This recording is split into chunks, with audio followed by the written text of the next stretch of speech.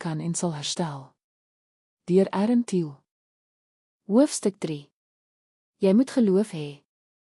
Hierdie hoofstuk het my daaraan herinner dat ek elke dag 'n keuse het om deur geloof te leef of my deur vrees te laat beheer. Vrees kom so maklik, veral wanneer mens na jou omstandighede kyk of luister na wat ander mense sê. Maar ek het besef dat vrees my oë van die Here afhaal en op die storm rondom my vestig en dan sink ek. Die Here vra ons elke dag om hom genoeg te vertrou om uit die boot te klim sonder om te verstaan hoe of hoekom. Al kan ons nie sien hoe ons situasie ooit kan verander nie, nooi hy ons om ons oë op hom gefestig te hou eerder as op die omstandighede. Net soos geen storm vir altyd duur nie, sal moeilike seisoene ook nie vir altyd duur nie. God gebruik moeilike situasies om ons geloof te versterk en ons te leer om al meer op hom te vertrou. In plaas daarvan om die vyand se leuen te glo dat niks ooit sal verander nie, moet ons eerder vashou aan die hoop dat God besig is om agter die skerms te werk, selfs wanneer ek dit nog nie kan sien nie.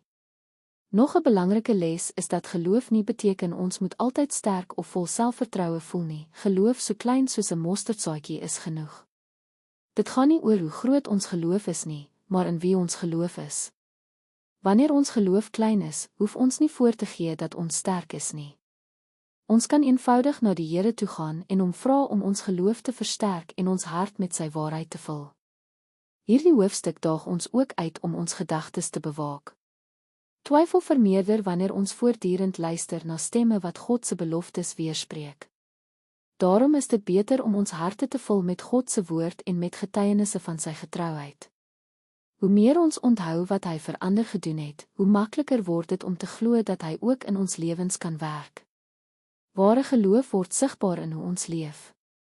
As ons werklik glo dat God besig is om te werk, behoort ons optrede dit te weerspieël.